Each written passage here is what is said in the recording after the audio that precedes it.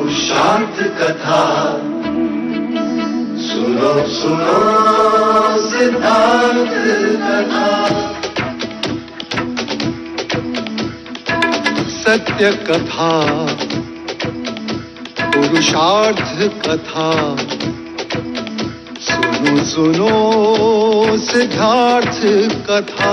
चढ़ते सूरज सा तेजवान वो कीर्तिमान, हुंकार भरे जब कूच करे थर थर कांपे आसमान। वो राजपुत्र वो शूरवीर, पर्वत को भेद दे उसके तीर, शांति का स्रोत करुणा की धार, निर्झर झरे मन से अपार।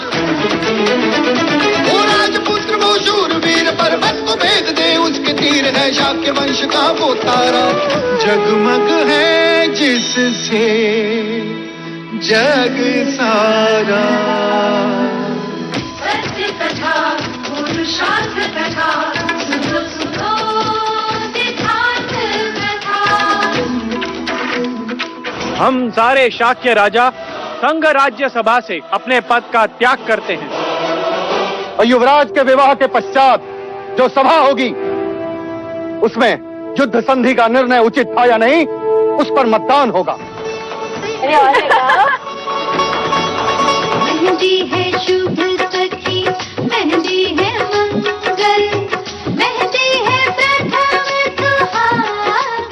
जुटा लो जीवन भर का धन एक ही रात में। आदेश क्या है कुमार? बहुत समझा, प्रेम भी किया पर तुम नहीं मानी।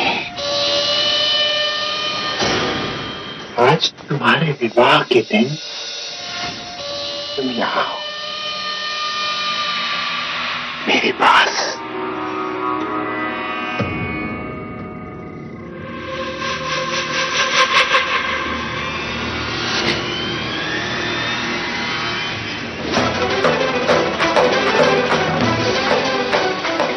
स्मरण है कुमार देवदत्त, उस दिन रंग भवन में मैंने भी विनती की, हाथ जोड़े गिड़गिड़ाई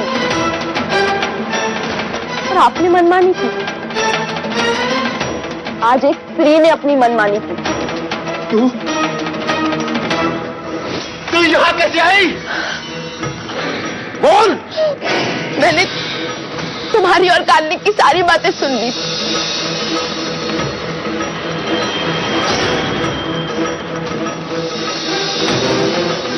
और मैंने ये निर्णय कर लिया, चाहे कुछ भी क्यों ना हो, मैं राजकुमारी यशोधरा की रक्षा करूंगी। अरे राजकुमारी जी, अच्छा अब हमें यही मिल गई। देखिए ना, युवराज कब से चौसर खेल रहे दूसरे कुमारों के साथ। युवराज यहाँ है?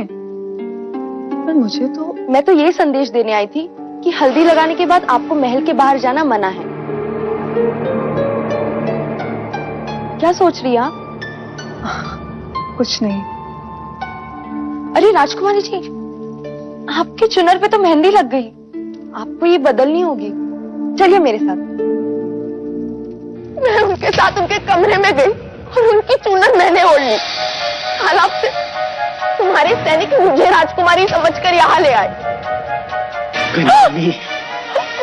तुझे पता नहीं, तुझे पता नहीं है तूने क्या किया है? पता है,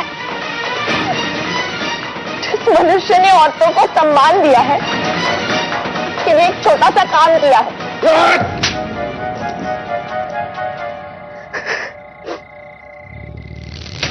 युवराज की होने वाली पत्नी के सम्मान की रक्षा की है मैंने।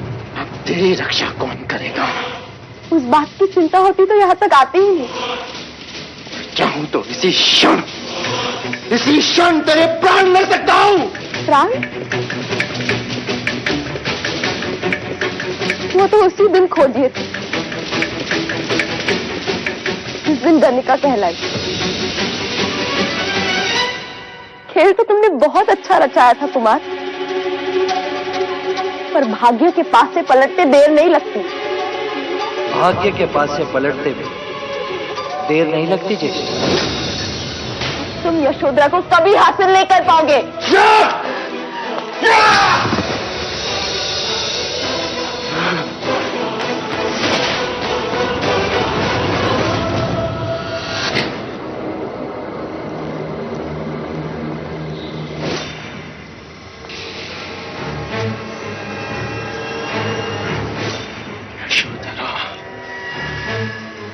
यशोधरा, यशोधरा!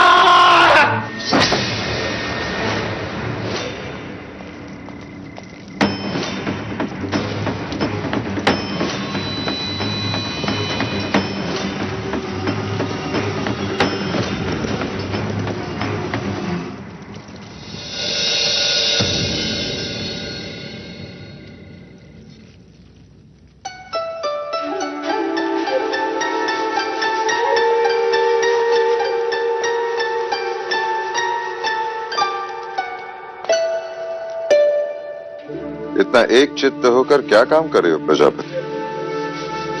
मैं ये देख रही हूँ कि ये आभूषण सिद्धार्थ के वस्त्र के अनुरूप है भी या नहीं। लेकिन ये काम तो लौशिका भी कर सकती है ना प्रजा? नहीं अमिता दीदी, मैं नहीं चाहती कि सिद्धार्थ के विवाह में कोई त्रुटि रह जाए। अंततः ये महाराज शुद्धोधन के पुत्र का विवाह है। परंतु एक त्रुटि है महादेव। वो क्या देव? मैंने भारतवर्ष के सारे राजा महाराजाओं को विवाह का निमंत्रण भेज दिया है, परंतु एक राजा रह गया। आप किसकी बात कर रहे हैं देव? तुम्हारे छोटे पुत्र की।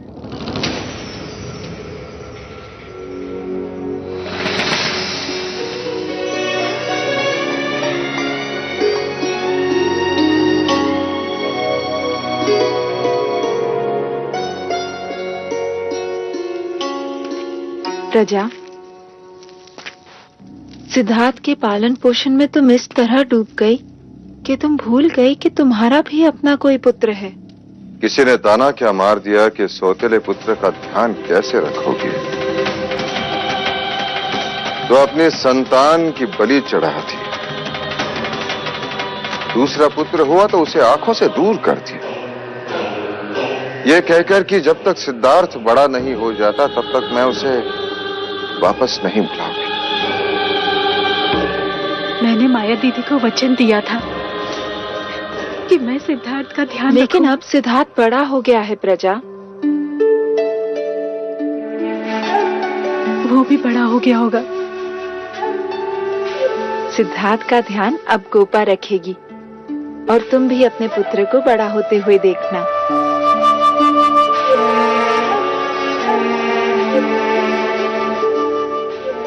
मुझे तो अब ये भी ज्ञात नहीं कि मैं उसे क्या कह के पुकारूंगी। नंद, नंद कहकर पुकारो उसे। नंद? माँ,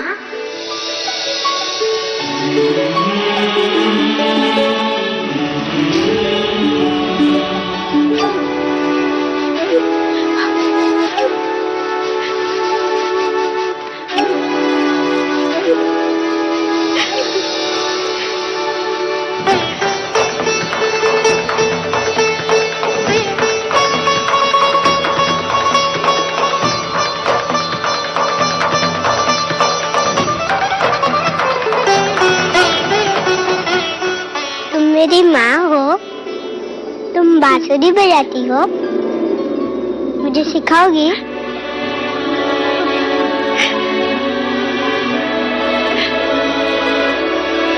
भैया, कहते हैं कि एक स्त्री दूसरी स्त्री का बखान होते नहीं सह सकती, पर आज जगत की सारी स्त्रियां इस स्त्री के सामने नतमस्तक हैं।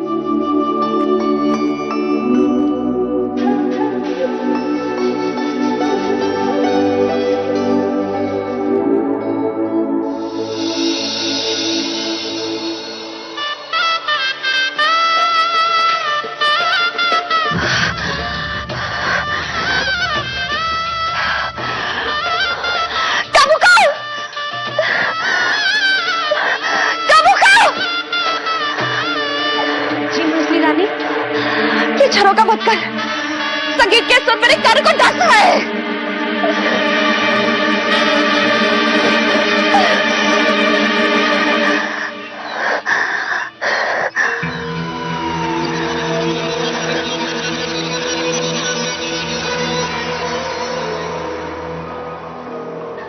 कुमार देवता था वह लौट आए?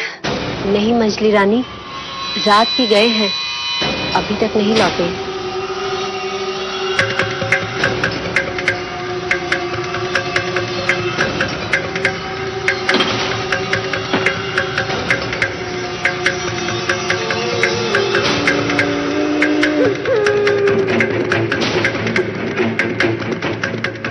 ले ले ले। तू जानती है इसमें क्या है? और तू अच्छी तरह से जानती कि तुझे क्या करना है। जा यहाँ से। मंगला दीदी,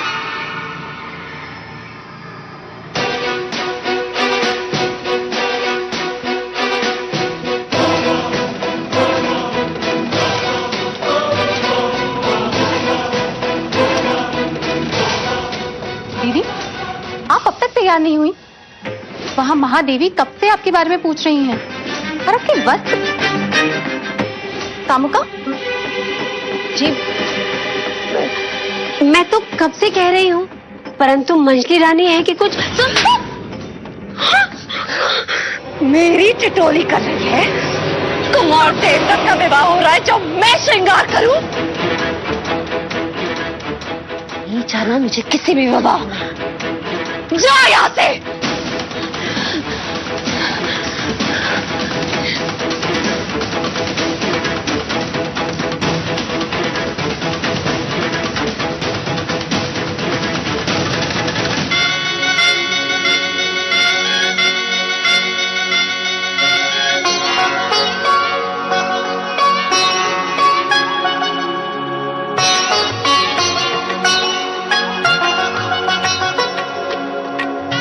अमिता बुआ, ये आप क्या कर रहे हो? तुम्हारे भैया की नजर उतार रही हूँ छोटे राजा। मेरे जवाई को किसी की नजर ना लगे। अरे बुआ, यशोधरा की तो नजर लगी है, इसलिए तो युवराज आपके जवाई बने।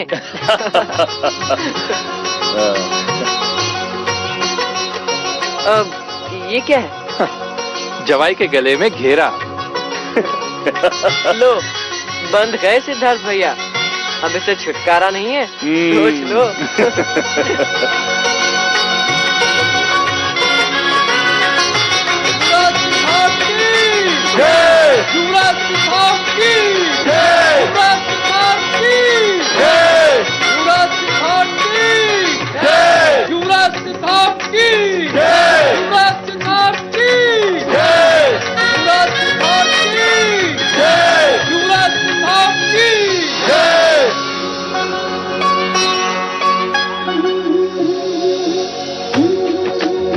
वाह, देखो तो कितना गहरा रंग आया है।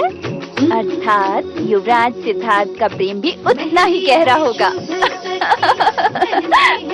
अरे तुम लोग मेहंदी के रंग को छोड़ो, युवराज सिद्धार्थ मंडप में आ चुके हैं। जल्दी करो, युवराज मंडप में आ गए हैं और माँ भी बुलाने आई रही होगी। देखो तो कितनी जल्दी है राजकुमारी जी को मंडप में बैठने की।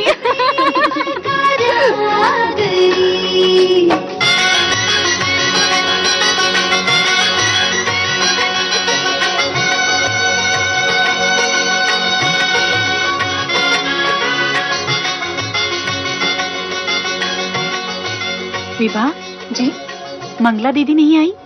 नहीं महादेव, क्यों? वो विवाह में सम्मिलित नहीं होंगी। लेकिन क्यों? मैंने कहा था ना, मंगला विवाह में कोई विघ्न न उत्पन्न करे तो ही अच्छा। अमिता दीदी, आप चिंतित ना हो, मैं आपके बड़े भैया के साथ जाती हूँ, फिर देखती हूँ कि मंगला दीदी कैसे रूठी रहती हैं।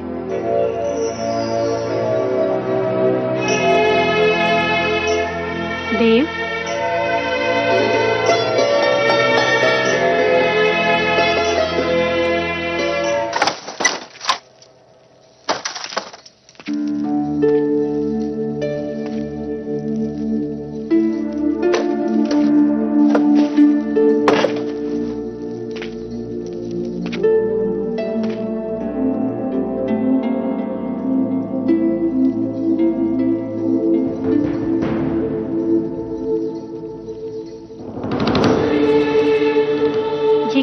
मंगला दीदी, आपने अब तक श्रृंगार नहीं किया? सिद्धार्थ कब से मंडप में पहुंच गया है? चलिए उठिए, देवदत्त भी न जाने कहां चला गया। उठिए मंगला दीदी। नहीं महादेवी। क्या हुआ मंगला? मैं पुनः अपनी जग हसाई नहीं करवाना चाहती महाराज। जग हसाई? अर्थात? वर्षों पहले हर्ष में आकर मैंने सबसे कह दिया था कि मेरा ब्याह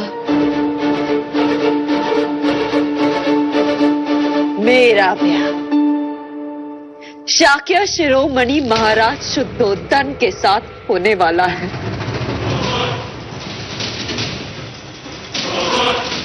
परंतु मेरी जग हसाई हुई। यदि आज मैं विवाह में आई तो लोग मुझ पर हंसेंगे नहीं, कहेंगे मंगला को तो कोई लाज लज्जा है ही नहीं, बड़ी बड़ी बातें कर रही थी। मेरे पुत्र देवदत्त का विवाह यशोधरा के साथ होगा, परंतु उसका विवाह तो आज सिद्धार्थ के साथ हो रहा है।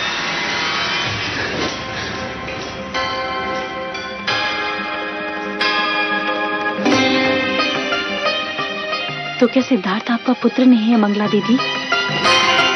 यदि आप विवाह में नहीं आई तो क्या कहेगी कपिलवस्तु की प्रजा? क्या कहेंगे लोग कि राज परिवार में इतना कलह क्लेश? वही कलह क्लेश कोई ना देखे, इसीलिए तो युवराज को समझाया था। एक कन्या के लिए दो भाइयों में इतना संघर्ष क्यों?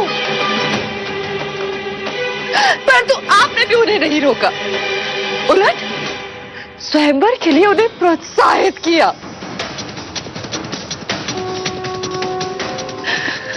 क्योंकि अब मेरे देवदत्त के लिए आपको पहले जैसा स्नेह नहीं रहा। गलत धारणा है तुम्हारी।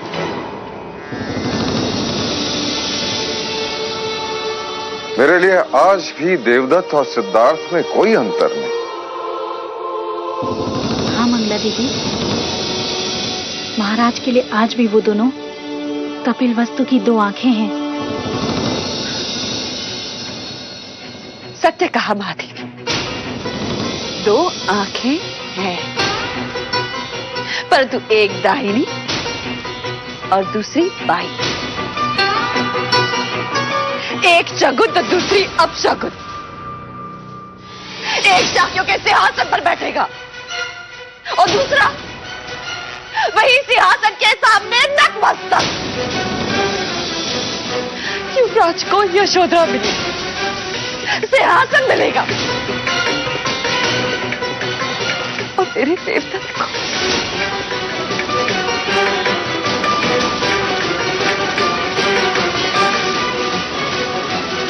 मैंने निश्चय किया था कि जब सिद्धार्थ का राज्याभिषेक होगा तब देवदत्त के नाम पर भी उत्तर का प्रदेश कर दिया जाएगा, ताकि दोनों कुमार अपने अपने शाक्य सीमाओं का विस्तार कर सकें और शाक्य संघ में हमारा वर्चस्व ऐसा ही बना रहे।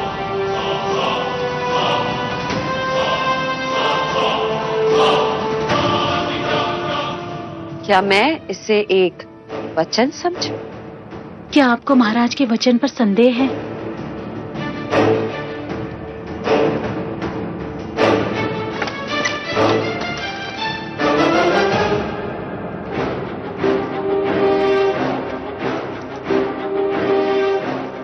युवराज, तुम मंडप छोड़कर यहाँ क्यों चले आए? क्योंकि आपसे एक प्रश्न करना था। प्रश्न? क्या नाते केवल रक्त के होते हैं? यदि वो रक्त के ना हो तो संबंध नहीं होते।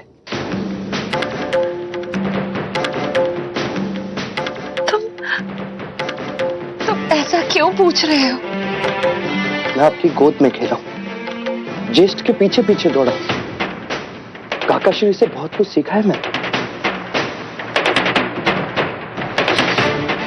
काकी ने माना कि ज्येष्ठ और आप मुझसे और गोपा से क्रोधित हैं, क्योंकि आपके मना करने पर भी मैंने स्वयंवर में भाग लिया। किंतु मैं ऐसा नहीं करता तो हम तीनों के प्राण पीड़ा से तड़पते, क्योंकि गोपा मुझसे प्रेम करती। मैं आपसे हाथ जोड़कर विनती करता हूं, आप हमेशा हमारे साथ रहना। आपका आशीर्वाद मेरे लिए उतना ही मूल्यवान है जितना ज्येष्ठ के लिए। अरे उठो सिद्धार्थ, ये क्या कर रहे हो? इस महल में सबको क्या हो रहा है? अरे लोग तो राय का पहाड़ बना देते हैं।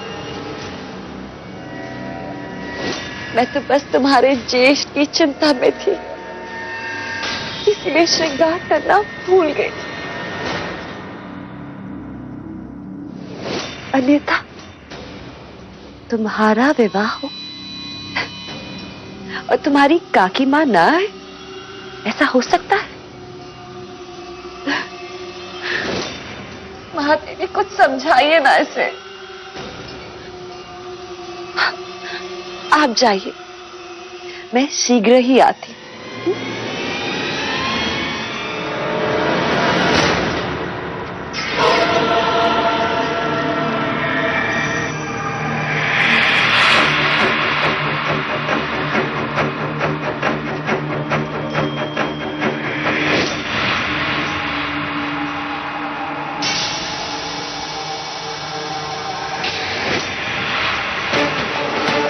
कौशल नरेश महाराज प्रसन्नजीत की, कौशल नरेश महाराज प्रसन्नजीत की, कौशल नरेश महाराज प्रसन्नजीत की, कौशल नरेश महाराज प्रसन्नजीत की, कौशल नरेश महाराज प्रसन्नजीत की, कौशल नरेश महाराज प्रसन्नजीत की।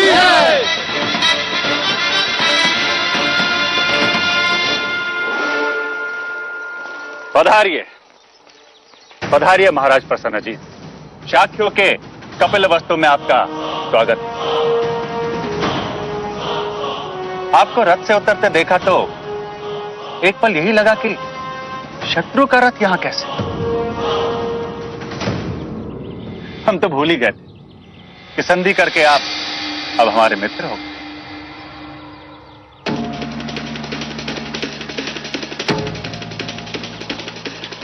हम मित्र के साथ मित्र हैं, शत्रु के साथ शत्रु, परंतु आदर हम दोनों का करते हैं। यदि ये बात सत्य है कि आप हमारे मित्र हैं, तो हमारे साथ द्वार पर खड़े होकर हमारे अतिथियों का स्वागत इन फूलों से कीजिए। लीजिए। क्या मैंने कुछ अनुचित कहा मित्र? नहीं राजा द्रोणोदन, आज मंगल अवसर आपके द्वार पर, कल हमारे द्वार पर हो सकता है। कपिल वस्तु में आपका स्वागत है कौशल नरेश।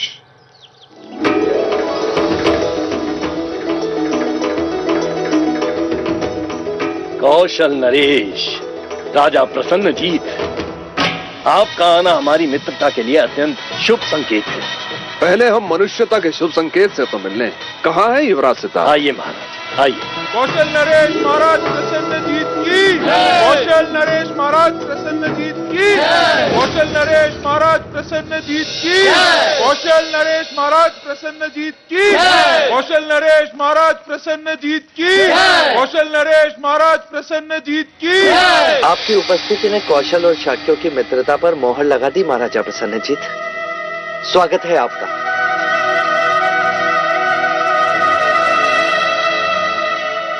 अच्छा हुआ आप शीघ्र आ गए। हमारे ज्येष्ठ देवदत्त अभी तक आए नहीं, तो आपको ही वर के मित्र के कर्तव्य निभाने होंगे। आइए कौशल नरेश महाराज प्रसन्न जीत की कौशल नरेश महाराज प्रसन्न जीत की कौशल नरेश महाराज प्रसन्न जीत की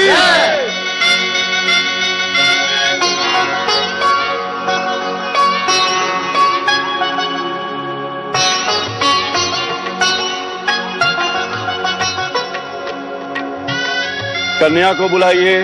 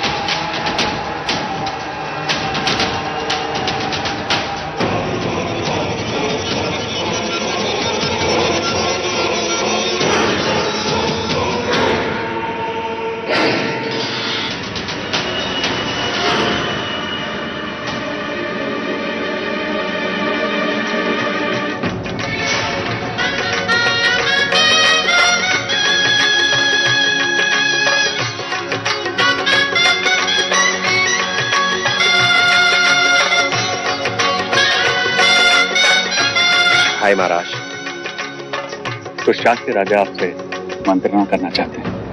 मंत्रणा इस समय? हाँ भाई महाराज, आइए।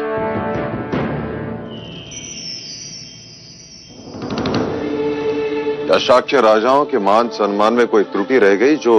महाराज शुद्धोधन, आपने पुनः मनमानी की है। मनमानी? शाक्यों के शत्रु प्रसन्नजीत को आपने विवाह में कैसे आमंत्रित किया? परंतु वो शत्रु के रूप में नहीं, मित्र के रूप में आया है। परंतु कौशल नरेश के साथ मित्रता है शत्रुता, इसका निर्णय तो शाक्य संघ की बैठक के पश्चात होना है। फिर आपने प्रसन्नजीत को विवाह में आमंत्रित कैसे किया? युवराज सिद्धार्थ ने हमसे अधिक सम्मान प्रसन्नजीत को दिया। हाँ, उसको अधिक सम्मान देकर हमें अपमानित किया है। अपमानित किया है आपने, अपमानित किया है। आप मेरा विश्वास करें, मेरा हर प्रयास शाक्यों के हित में होता है, ना कि उनके विरोध में। क्षमा करें महाराज, हमें आपका ये प्रयास दिखाई नहीं देता। हाँ, नहीं दिखाई देता। आपको प्रसन्नजीत की मित्रता मुबारक है। अब हम और यहाँ नहीं ठहर सकते। अरे, हमारे गुरु कहते थे कि भोजपत्र पर यदि राजनीति लिखा, उसे उल्टा कर देखो तो कूटनीति नजर आती। आपने शाक्य राजा की राजनीति देखी है, कूटनीति नहीं। हमने उसे विवाह का आमंत्रण दिया, परंतु उस आमंत्रण को स्वीकार कर लाचार होकर प्रसन्नजीत को कपिलवस्तु आना पड़ा। ये नहीं देखा। अश्वमेध की इच्छा रखने वाला नरेश कैसे सबसे आंख मिलाएगा, ये नहीं देखा। आपने हमारा दिया हुआ सम्मान देखा, परंतु होने वाला अपमान नहीं देखा।